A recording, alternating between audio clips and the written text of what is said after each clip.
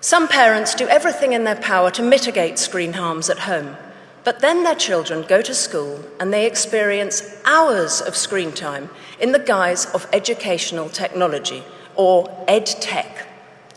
Whether that's in the form of iPads and Alexa voice assistants for nursery school children, learning systems like PowerSchool in primary school, or Google Classroom on secondary school devices, who has proven that this deluge of screen education is what's best for our children? No one has. If we step back and view this state of affairs through a compassionate lens, it's fairly understandable. Let's wave aside the fact that only 7% of UK edtech companies have conducted randomized controlled trials, and just 12% have used third-party certification. Let's put these pesky facts aside. At the beginning, these products seemed futuristically exciting.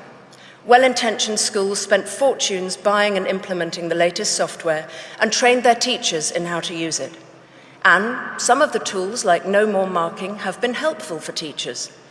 But now we have better data on how tech is impacting pupils, so we must press pause and, in many cases, rewind.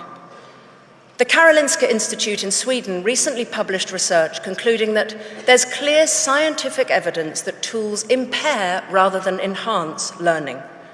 Sweden has taken note and been the first country to kick tech out of the classroom, reinvesting in books, paper, and pens.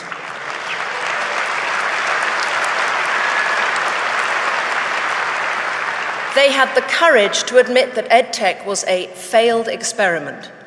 Bill Gates himself said that devices have a lousy record in the classroom. Mark Zuckerberg went to a tech-free school in Boston. Steve Jobs didn't let his own children use iPads. UNESCO says moderation should be the key word relating to classroom tech use. The OECD found that most EdTech has not delivered the academic benefits once promised, and that students who use computers very frequently at school do a lot worse in most learning outcomes. Global test scores in maths, science, and reading are plummeting. I've personally spoken to teachers in British state schools who've acknowledged that classroom tech has hampered the progress of many of their pupils, and the huge boom in tutoring among private school children points to the fact that they're not learning well in school either. So why are we getting so overexcited about EdTech here in Britain? Why are we outsourcing executive function skills to a computer? Why are we allowing exam boards to take every subject online by 2030? All the emerging research should generate a pulling up of the drawbridge rather than the open-armed embrace that we're seeing.